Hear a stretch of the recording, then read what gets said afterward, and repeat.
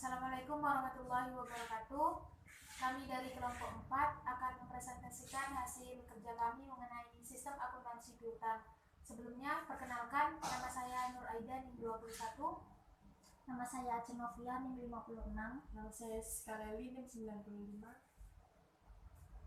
Baik, untuk sistem akuntansi piutang ini terdapat 6 pembahasan yang akan kami bahas. Yang pertama mengenai pengertian sistem akuntansi piutang, yang kedua prosedur pencatatan piutang, yang ketiga metode pencatatan piutang, yang keempat prosedur pernyataan piutang, yang kelima metode distribusi penjualan, dan yang keenam faktor-faktor yang harus dipertimbangkan dalam pemilihan metode distribusi. Baik, untuk pembahasan materi yang pertama mengenai pengertian sistem piutang. Menurut Mulyadi tahun 2016, sistem akuntansi piutang dirancang untuk mencatat transaksi terjadinya piutang dan juga berkurangnya piutang. Nah, pada sistem akuntansi piutang ini mencakup prosedur diantaranya proses pencatatan piutang dan juga proses pernyataan piutang. Catatan akuntansi yang digunakan pada sistem akuntansi piutang ini ada jurnal penjualan, jurnal retur penjualan, jurnal penerimaan kas, jurnal umum, dan juga kartu piutang. Prosedur pencatatan piutang ini dilakukan bertujuan untuk mencatat mutasi piutang perusahaan kepada setiap debitur. Informasi yang diperlukan oleh manajemen mengenai piutang yang dilaporkan kepada manajemen adalah saldo piutang pada saat tertentu kepada setiap debitur. Jadi debitur jika meminjam uang itu nanti saldo piutangnya itu akan tercatat dan akan diinformasikan kepada pihak manajemen. Yang kedua, riwayat pelunasan piutang yang dilakukan oleh setiap debitur. Jadi ketika debitur melunasi piutangnya itu dicatat sebagai informasi juga yang akan dilaporkan. Begitupun dengan umur piutang kepada setiap debitur pada saat tertentu. Untuk mengetahui apakah status piutang tersebut tertagih atau tidak, secara periodik fungsi dari pencatatan piutang ini sendiri yaitu menyajikan informasi umur piutang setiap debitur kepada manajer keuangan. Nah, pada prosedur pencatatan piutang ini harus ada dokumen, di mana dokumen pokok yang digunakan sebagai dasar pencatatan ke dalam kartu piutang yaitu ada faktur penjualan. Faktur penjualan ini digunakan sebagai dasar pencatatan timbulnya piutang dari transaksi penjualan kredit. Dan yang kedua, bukti kas masuk digunakan sebagai dasar pencatatan berkurangnya piutang dari transaksi pelunasan piutang oleh debitur. Ini adalah contoh bukti kas masuk di mana terdapat pernyataan nomor akun, keterangan, dan juga jumlah. Yang ketiga, memo kredit. Dalam pencatatan piutang ini, dokumen memo kredit ini digunakan sebagai dasar pencatatan retur penjualan. Dan yang terakhir, bukti memorial atau jurnal voucher yang digunakan untuk dasar pencatatan transaksi ke dalam jurnal umum. Selain dokumen tadi, juga dibutuhkan catatan akuntansi. Catatan akuntansi yang digunakan untuk mencatat transaksi yang terkait dengan piutang ada 5. Yang pertama yaitu jurnal penjualan. Nah, jurnal penjualan ini digunakan untuk mencatat timbulnya piutang dari transaksi penjualan kredit. Yang kedua, jurnal retur penjualan ini digunakan untuk mencatat berkurangnya piutang dari transaksi retur penjualan. Terus jurnal umum ini digunakan untuk mencatat berkurangnya piutang dari transaksi penghapusan piutang yang tidak tertagih lagi. Jurnal penerimaan kas digunakan sebagai mencatat berkurangnya piutang dari transaksi penerimaan kas yang berasal dari pihak debitur. Dan yang kelima yaitu kartu piutang digunakan untuk mencatat mutasi dan saldo piutang kepada setiap debitur. Baik, untuk pembahasan berikutnya akan dibahas oleh rekan saya. Nah, selanjutnya prosedur pencatatan piutang yang kedua yaitu organisasi. Pencatatan piutang dilakukan oleh fungsi akuntansi. Tugas fungsi akuntansi terkait dengan pencatatan piutang antara lain: yang pertama, menyelenggarakan catatan piutang untuk setiap debitur yang dapat berupa kartu piutang yang merupakan buku pembantu piutang yang nantinya akan digunakan untuk merinci akun terkontrol piutang dalam buku besar ataupun berupa arsip faktur open terbuka atau open invoice file yang berfungsi sebagai buku pembantu piutang. Nah, yang kedua kedua, menghasilkan pernyataan piutang secara periodik dan mengirimkan ke setiap debitur. Yang ketiga, menyelenggarakan catatan riwayat kredit setiap debitur untuk memudahkan penyediaan data untuk keputusan pemberian kredit kepada pelanggan dan mengikuti data penagihan dari setiap debitur. Metode pencatatan piutang ini terdapat beberapa metode seperti berikut ini. Yang pertama, metode konvensional. Nah, di dalam metode konvensional ini biasa kita lakukan seperti transaksi penjualan kredit, retur penjualan, penerimaan kas dari piutang, dan penghapusan piutang. Nah, untuk transaksi konvensional ini terdapat yang pertama itu transaksi penjualan kredit dicatat dalam jurnal penjualan berdasarkan faktur penjualan yang dilampiri dengan surat order pengiriman sebagai bukti yang diterima dari bagian piutang dan dari bagian penagihan. Yang kedua yaitu transaksi retur penjualan. Transaksi ini dicatat dalam jurnal retur penjualan berdasarkan pada memo kredit yang dilampiri dengan laporan penerimaan barang. Dan yang ketiga yaitu transaksi penerimaan kas dari piutang yang dicatat dalam jurnal penerimaan piutang berdasarkan bukti kas masuk yang dilampiri dengan surat pemberitahuan. Nah, surat pemberitahuan ini yaitu terdapat dari atau buktinya itu dari debitur. Dan yang terakhir yaitu transaksi penghapusan piutang. Transaksi ini dicatat dalam jurnal umum berdasarkan bukti memorial yang dibuat oleh fungsi kredit. Berikut ini bagian alir metode konvensional. Dapat kita lihat dari sini yaitu ada media. Media ini berupa dokumen, baik itu pada faktur penjualan, bukti kas masuk, memo kredit, dan bukti memorial. Nah, dapat dilihat juga bahwa dokumen ini tidak ganda atau tidak rangkap. Setelah itu, dari media-media tersebut itu dimasukkan atau digolongkan ke dalam jurnal-jurnal sesuai dengan transaksi dari ini atau dari bukti media itu. Yang pertama, faktur penjualan itu transaksinya berada di jurnal penjualan, bukti kas masuk yaitu ada di jurnal penerimaan kas, memo kredit yaitu ada di jurnal retur penjualan, dan bukti memorial ada di jurnal umum. Di mana setelah transaksi ini dilakukan, nantinya itu akan diproses dan digolongkan atau dijadikan dalam bentuk kartu piutang sebagai bukti pembantu dari transaksi-transaksi tersebut yang sudah dicatat dalam jurnal masing-masing. Yang kedua yaitu metode posting langsung. Metode ini dibagi menjadi dua golongan sebagai berikut. Yang pertama metode posting harian. Nah, di dalam metode posting harian ini terdapat juga dua metode, yaitu posting langsung ke dalam kartu piutang dengan tulis tangan, dan yang kedua posting langsung ke dalam kartu piutang dan pernyataan piutang. Nah, dalam posting langsung ke dalam kartu piutang dengan tulisan tangan ini yaitu dilakukan secara langsung, di mana terjadi transaksi maka itu langsung dicatat ke dalam jurnal tersebut. Sebagaimana jurnal penjualan ini diisi dengan jumlah total penjualan harian yang merupakan jumlah faktur penjualan selama sehari. Nah, jadi setiap harinya itu dilakukan transaksi atau dilakukan posting ke dalam itu kartu piutang. Yang kedua, posting langsung ke dalam kartu piutang dan pernyataan piutang. Dalam metode ini, media diposting ke dalam pernyataan piutang dengan kartu piutang sebagai tembusan, lembar kedua berfungsi sebagai kartu piutang. Kemudian ada metode posting periodik. Terdapat dua, yaitu posting ditunda dan yang kedua posting bersiklus. Posting ditunda. Pada metode ini faktur penjualan yang diterima dari bagian penagihan oleh bagian piutang disimpan sementara menunggu beberapa hari untuk nantinya secara sekaligus diposting ke dalam kartu piutang bersama-sama dalam sekali periode posting dengan menggunakan mesin pembukuan.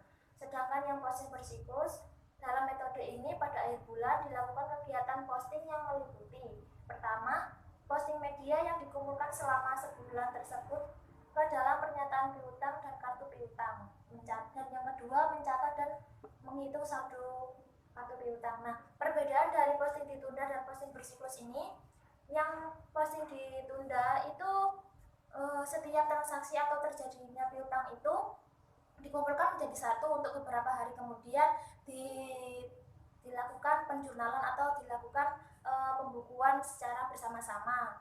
Akan tetapi perbedaannya antara yang posting ditunda dengan bersiklus ini, untuk yang bersiklus itu cuma satu periode atau selama sebulan tersebut, dan yang ditunda itu hanya untuk beberapa waktu. Jadi perbedaannya terdapat di dalam waktu. Yang ketiga, metode pencatatan tanpa buku pembantu. Nah, dalam metode ini faktur penjualan beserta dokumen pendukungnya yang diterima dari bagian penagihan oleh bagian piutang diarsipkan menurut nama pelanggan dalam arsip faktur yang belum dibayar.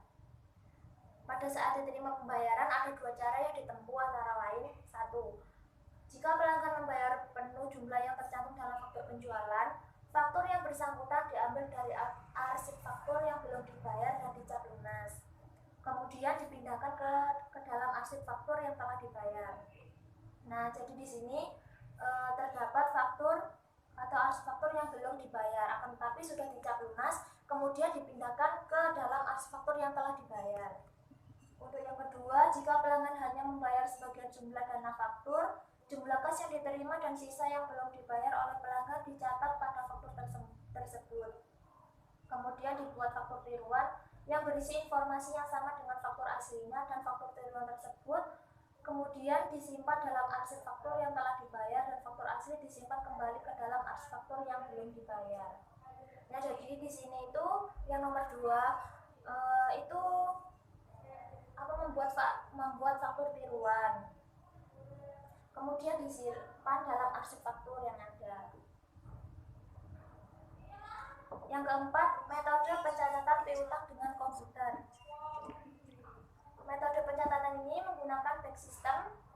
Dalam sistem ini, dokumen sumber yang mengubah piutang dikumpulkan dan sekaligus diposting setiap hari. Untuk memutakhirkan catatan piutang dalam sistem ini dibentuk dua macam arsip, yaitu arsip transaksi dan arsip induk, dan pencatatan piutangnya dilakukan secara harian dan setiap hari pula. Arsip transaksi digunakan untuk memutakhirkan arsip induk piutang. Nah, di sini terdapat bagan alir dari metode pencatatan piutang dengan komputer. Dapat kita ketahui atau dapat kita lihat, nah di situ ada beberapa dokumen. Yang pertama faktur penjualan, yang kedua memo kredit, adjustment, dan lain-lain, dan yang terakhir terdapat bukti kas masuk, di mana masing-masing dokumen ini merupakan dokumen ganda yang nantinya akan dijadikan sebagai arsip dari perusahaan itu.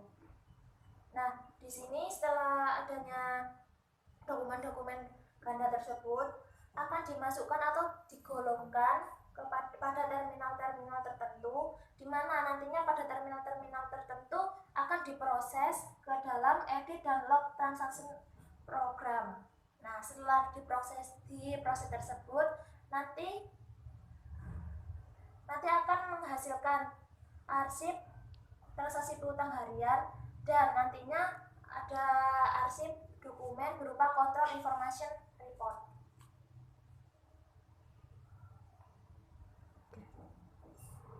Melanjutkan yang prosedur pernyataan piutang tadi, yaitu ada pernyataan saldo akhir bulan. Pernyataan ini tidak memberikan informasi apapun kepada debitur untuk dasar rekonsiliasi dengan catatannya. Jika saldo yang tercantum dalam pernyataan piutang berbeda dengan saldo yang tercantum dalam catatannya. Dalam prosedur pernyataan piutang ini ada bagian alirnya, yaitu yang pertama media. Untuk media ini lalu dibentuk menjadi untuk yang selanjutnya yaitu prosedur pernyataan piutang. Pernyataan piutang adalah formulir piutang yang menyajikan jumlah kewajiban debitur pada tanggal tertentu dan disertai dengan rinciannya. Pernyataan piutang dapat berbentuk berikut ini. Yang pertama yaitu pernyataan saldo akhir bulan. Pernyataan ini tidak memberikan informasi apapun kepada debitur untuk dasar rekonsiliasi dengan catatannya. Jika saldo yang tercantum dalam pernyataan piutang berbeda dengan saldo yang tercantum dalam catatannya. Untuk bagian alir yang ada di sini, yang pertama yaitu media, lalu terbentuk menjadi kartu piutang yang berisi tentang pernyataan piutang, dan pernyataan piutang tersebut berisi saldo piutang kepada debitur pada akhir bulan. Untuk yang kedua yaitu pernyataan satuan. Pernyataan piutang ini berisi yang pertama saldo kewajiban debitur pada awal bulan. Yang kedua mutasi debit dan kredit selama sebulan beserta penjelasan rinci setiap transaksi. Dan yang ketiga saldo kewajiban debitur pada akhir bulan. Jadi untuk yang pernyataan satuan ini kewajiban debitur membayar piutang pada setiap bulannya. Untuk prosedur pembuatan piutangnya dilakukan sebagai berikut. Yang pertama, pada awal bulan diambil formulir pernyataan piutang 2 lembar. Lembar pertama akan berfungsi sebagai pernyataan piutang, sedangkan lembar kedua akan berfungsi sebagai catatan piutang. Lalu yang kedua, saldo piutang kepada debitur pada akhir bulan yang lalu arsip tembusan pernyataan piutang tersebut dicantumkan dalam formulir pernyataan piutang. Yang ketiga, semua transaksi pendebitan dan perkreditan ke rekening debitur. Lalu pada akhir bulan lembar pertama formulir pernyataan piutang tersebut dipisahkan dari lembar kedua. Lalu pada awal bulan berikutnya satu set formulir pernyataan piutang yang baru diambil disisi dengan saldo piutang kepada debitur yang bersangkutan. Yang selanjutnya, pernyataan saldo berjalan dengan akun konvensional. Perbedaan dari pernyataan satuan dan pernyataan saldo akun konvensional ini adalah terletak pada cara posting dan isi catatan piutangnya. Prosedur pembuatan dari pernyataan piutang saldo berjalan dengan akun konvensional adalah pada awal bulan diambil formulir pernyataan piutang 1 lembar. Lalu semua transaksi pendebitan dan penkreditan ke rekening debitur tersebut dicatat dengan formulir pernyataan piutang yang sebagai tembusannya adalah kartu piutang. Pada akhir bulan pernyataan piutang dikirim kepada debitur yang bersangkutan. Lalu pada awal bulan berikutnya diambil formulir pernyataan piutang baru sebanyak 1 lembar dan selama kartu piutang debitur yang bersangkutan belum penuh. Dan selanjutnya pernyataan faktur yang belum dilunasi. Untuk pernyataan faktur yang belum dilunasi ini berisi daftar faktur-faktur yang belum dilunasi oleh debitur pada tanggal tertentu disertai dengan tanggal faktur yang jumlahnya rupiah. Penggunaan bentuk pernyataan ini dimungkinkan jika para pelanggan diharuskan membayar jumlah yang tercantum dalam faktur. Berikut prosedur pembuatan pernyataan faktur yang belum dibayar. Yang pertama yaitu media dijadikan kartu piutang, selanjutnya berisi pernyataan piutang dan pernyataan berisi saldo piutang kepada debitur pada akhir bulan. Yang selanjutnya yaitu distribusi penjualan. Distribusi adalah prosedur peringkasan rincian yang tercantum dalam media atau faktur penjualan dan pengumpulan total ringkasan tersebut untuk keperluan membuat laporan. Jika distribusi ini diterapkan dalam penjualan, distribusi penjualan adalah prosedur peringkasan rincian yang tercantum dalam faktur penjualan dan penjumlahan total ringkasan penjualan yang digunakan untuk keperluan pembuatan laporan hasil penjualan. Selanjutnya, dalam distribusi penjualan ini ada metode distribusi penjualan. Untuk metode distribusi penjualan itu sendiri, yang pertama ada metode berkolom. Metode berkolom ini merupakan distribusi data penjualan dilakukan dengan menyediakan satu kolom untuk setiap unsur dalam klasifikasi atau setiap kolom untuk setiap kelompok unsur dalam klasifikasi. Yang pertama yaitu metode berkolom ini terdiri dari 3 jenis. Yang pertama metode jurnal berkolom dengan tulis tangan. Metode distribusi ini, jurnal penjualan dipakai sebagai alat distribusi. Dalam jurnal disediakan kolom-kolom yang sesuai dengan unsur klasifikasi yang diinginkan. Jadi untuk metode jurnal berkolom dengan tulis tangan ini, setiap klasifikasinya ada kolom-kolomnya tersendiri. Untuk yang metode worksheet ini, pada metode worksheet ini jumlah kolom yang disediakan dalam jurnal sangat terbatas, karena apabila jumlah unsur yang terdapat dalam klasifikasi banyak, maka jurnal tidak lagi memadai untuk menampung data yang banyak. Worksheet akan mampu menampung tambahan unsur dalam klasifikasi lebih banyak yang dapat ditampung oleh jurnal berkolom. Yang selanjutnya, metode jurnal berkolom yang diselenggarakan dengan mesin pembukuan. Dalam metode ini, jurnal berkolom merupakan alas untuk menampung data sesuai dengan klasifikasi yang diinginkan dan merupakan sumber informasi untuk membuat laporan penjualan. Yang kedua, metode akun tunggal dan akun berkolom. Jika jumlah unsur dalam klasifikasi sudah sedemikian banyak, misalnya perusahaan menjual 150 jenis produk baik jurnal berkolom maupun worksheet tidak lagi memadai sebagai alat distribusi. Yang ketiga, metode summary strip dan metode tingkat tunggal. Dalam metode summary strip ini, faktor penjualan diurutkan menurut klasifikasi yang diterapkan sebelumnya. Jumlah setiap unsur klasifikasi dihitung dan dicatat dalam summary strip. Selanjutnya, metode register. Metode register dalam distribusi penjualan dilakukan dengan alat register kas.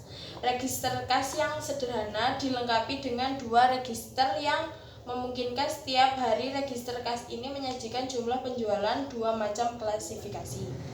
Untuk yang selanjutnya, metode distribusi dengan komputer. Metode ini menggunakan komputer sebagai alat distribusi yang paling mudah pelaksanaannya dengan kemampuan menghasilkan informasi penjualan yang baik.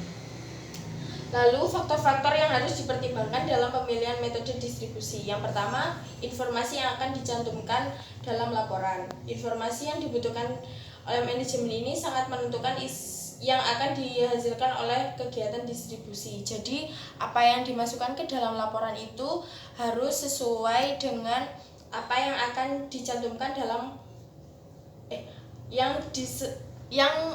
yang dicantumkan dalam laporan itu sesuai dengan kegiatan distribusi. Yang kedua, jumlah unsur dalam klasifikasi. Untuk jumlah unsur dalam klasifikasi menentukan metode distribusi yang akan digunakan. Klasifikasi ini terdiri dari 5 atau 1000 atau lebih yang menentukan jumlah kolom, akun, atau register yang harus disediakan dalam distribusi. Lalu media yang dipakai sebagai sumber data. Jenis media yang digunakan mampu menentukan metode distribusi yang akan dipakai. Nah, yang selanjutnya yaitu review jurnal. Nah, ini dapat dilihat merupakan jurnal yang kami review dengan judul Aplikasi Akuntansi Piutang Jasa Servis pada PT AUX Indonesia Bandar Lampung. Nah, untuk hasil reviewnya dapat dilihat di sini. Nah, jurnal ini merupakan jurnal sistem informasi akuntansi dengan volume dan halaman volume 1 nomor 1 pada tahun 2018. Dengan penulis yaitu Iis Fitriana dan Didi Susianto. Nah, latar belakang diadakan penelitian ini yaitu kedudukan servis sangat dibutuhkan untuk memberikan kepuasan melalui pelayanan yang diberikan oleh suatu perusahaan. Nah, di dalam PT AUX Indonesia sendiri itu terdapat penyalahgunaan sistem yang nantinya itu dapat memperlambat kinerja perusahaan. Nah, dengan adanya kejadian tersebut, maka muncullah ide untuk merancang sistem yang nantinya akan memperlancar transaksi terutama piutang di dalam PT AUX Indonesia Bandar Lampung itu sendiri.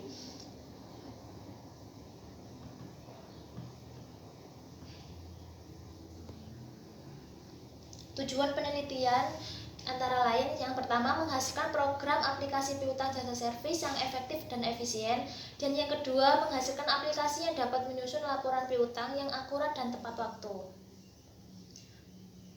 Metode penelitian yang dilakukan yaitu yang pertama metode pengumpulan data diperoleh dengan cara wawancara, pengamatan, kepustakaan, dan yang terakhir yaitu dokumentasi.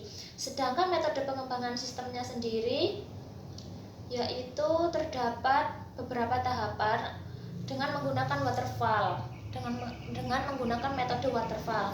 Sedangkan metode waterfall ini meliputi yang pertama sistem engineering, analisis, desain, coding atau pemrograman, dan yang terakhir yaitu testing dan maintenance atau pemeliharaan. Nah, hasil dari penelitian ini merupakan tahapan untuk mengoperasikan sistem yang dikembangkan. Tahap ini dilakukan dengan memberikan pengertian, pelatihan terhadap petugas yang mengoperasikan sistem yang disebut dengan administrasi. Hal ini dilakukan agar user memahami prosedur kinerja sistem, dapat mengurangi kesalahan-kesalahan yang timbul yang dapat menghambat kelancaran operasional perusahaan, sehingga tujuan sistem dapat tercapai. Sistem ini dapat dibuat agar mempermudah administrasi membuat laporan piutang, laporan mutasi piutang, dan laporan pembayaran. Sebagaimana yang dibuat sistem tersebut yaitu dengan tujuan agar administrasi mudah dalam pembuatan laporan piutang dan lain sebagainya, maka sistem ini menyajikan beberapa fitur-fitur yang sangat berguna. Yang pertama yaitu form login yang digunakan untuk mengamankan data. Yang kedua, tampilan form utama. Ketiga, tampilan form pengguna. Ketiga, tampilan form data pelanggan. Yang kelima, tampilan form data piutang. Keenam, tampilan form data penagihan. 7, tampilan form cetak laporan. Ke-8, tampilan bukti bayar. Dan yang terakhir, tampilan daftar pelanggan. Nah, keterkaitannya dengan masa sekarang ini, berdasarkan penjelasan dan penelitian di atas mengenai sistem ini, maka pengembangan sistem ini sangat diperlukan.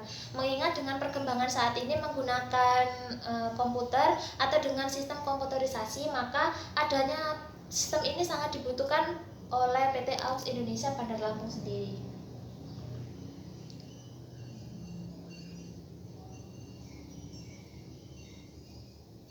Kelebihan dari penelitian ini yaitu penelitian tersebut sudah rinci dan runtut. Bahkan pengembangan sistem tersebut sudah baik dan benar dibutuhkan oleh suatu perusahaan untuk mempermudah pekerjaan administrasi. Dalam kata lain, sistem ini dikembangkan sesuai dengan perkembangan zaman yang semakin lama semakin canggih. Sedangkan kekurangan dari penelitian ini yaitu tidak menyertakan bagaimana prosedur penggunaan sistem secara rinci, sehingga prosedur penggunaan sistem ini hanya dilakukan atau dilatih pada user pada PT AUX Indonesia Bandar Lampung saja. Maka dari itu, pembaca hanya dapat melihat tampilan saja, bukan prosedur penggunaan mulai dari awal. Sekian review jurnal dari kelompok kami, kurang lebihnya terima kasih. Sekian presentasi dari kelompok kami. Semoga apa yang kami sampaikan bermanfaat. Kurang lebihnya mohon maaf. Wassalamualaikum warahmatullahi wabarakatuh.